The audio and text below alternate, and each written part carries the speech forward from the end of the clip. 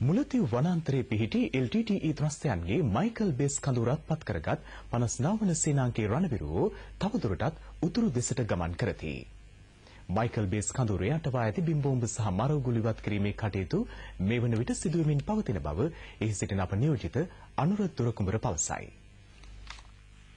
මුලතිව් වනාන්තරයේ පිහිටි LTTE ත්‍රස්තවාදීන්ගේ 14 base කඳවුරු සංකීර්ණයට අයත් Michael base කඳවුර අත්පත් කර ගැනීමත් සමගම 59 වන සේනාංකයේ රණවිරුවන් අද දිනේ මෙහි අටව ඇති මරවුගුළු ඉවත් කිරීමේ කටයුතු වල නිරත වුණා.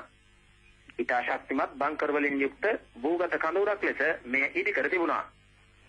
රණවිරුවන්ගේ ගමන අඩාල කිරීම සඳහා මයිකල් බේස් කඳවුර වටා යුද්ධාගල් මෙන්ම ආරක්ෂක පවුරු ඉදි කර තිබුණා. මේ සියල්ල ජය ගනිමින් දුෂ්කර ගමනකින් පසුවයි මෙම ත්‍රස්ත කඳවුර නිදහස් කර ගැනීමට රණවිරුවන්ට හැකි වුණේ. 14 බේස් කඳවුරු සංකීර්ණයට අයත් ඉතා ප්‍රසිද්ධ කඳවුරක් ලෙස ඊයේ අත්පත් කරගත් මයිකල් බේස් කඳවුර සැලකිය හැකියි. අකුණු පාර මෙහෙයුමේදී රිවිර සහ සජ්ජය යන මෙහෙයුම්වලදී සිය ජීවිතය බේරා ගැනීම සඳහා LTTE ත්‍රස්තවාදී නායකයන් සැඟවී සිට ඇත්තේ මෙම මයිකල් බේස් කඳවුර ඇතුළු 14 බේස් කඳවුරු සංකීර්ණය තුලයි. මුලතිව් ඝන වනාන්තරයේ මැදයේ පිහිටි මෙම කඳවුරු සංකීර්ණය ඔවුන් අධිආරක්ෂිත කලාපයක් ලෙස පවත්වාගෙන ගොස් තිබෙනවා. මේ ආරක්ෂාව සඳහා LTTE ත්‍රස්තවාදීන් ඔවුන්ගේ විශේෂ ඒකකයක් පවා රඳවා සිටියා. විරෝධ රණවිරුවන්ගේ කැපවීම හේතුවෙන් මෙවැනි සුවිශේෂ ජයග්‍රහණ රැසක්ම අත්පත් කර ගැනීමට හැකි වී ඇති අයුරු වන්නේ රණබිමේදී අපට පැහැදිලි වුණා. ඉදිරියට ඇදෙන තමන්ට LTTE ත්‍රස්තවාදීන්ගෙන් කෙතරම් බාධා එල්ලුවද මුලතිව් වනාන්තරයේ පුරා පිහිටි සියලු LTTE කඳවුරු විනාශ කොට දමන බව සටන් පෙරමුණේ සිට රණවිරුවන් අප සමග සඳහන් කළා.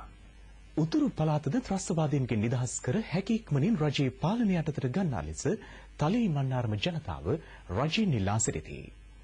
මන්නාරම මුදා ගැනීම නිසා තමන්ට බියෙන් සැකෙන් තොරව ජීවත් වීමට හැකි පරිසරයක් උදා වී ඇතැයි ඔහු පෙන්වා දෙති. මේ පිළිබඳ වාර්තාවක් ගෙනෙන තලී මන්නාරමේ සිටින අප නියෝජිත සුනිත් හේවා විතාරණ. උතුරේ LTTE පාලන ප්‍රදේශවල සිටින සිවිල් ජනතාව මේ වන විට හමුදා පාලන ප්‍රදේශවලට පැමිණීම බහුලව සිදු වෙනවා.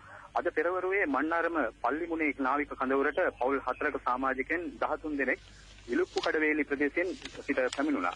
ඔවුන් අප සමග LTTE සංවිධානය ඔවුන්ගේ ක්‍රියාවන්ට බලහත්කාරයෙන් Taman රැගෙන යන නිසා මෙසේ රැගෙන බවයි. මේ වන විට ආරක්ෂක හමුදා වෙඩිතලතිව් ආසන්නයට පැමිණ ඇති බවත් එම ප්‍රදේශ LTTE ත්‍රස්තවාදීන්ගේ මුදාගත් පසු Taman නැවතත් තම ගම්බිම් මට බලාපොරොත්තු වන බවත් ඔවුන් අප සමග පසුවා. මන්නාරම සිට ස්වාධීන රූපවාහිනී විශේෂ වාර්තාකරු මම සේවා විතරණ.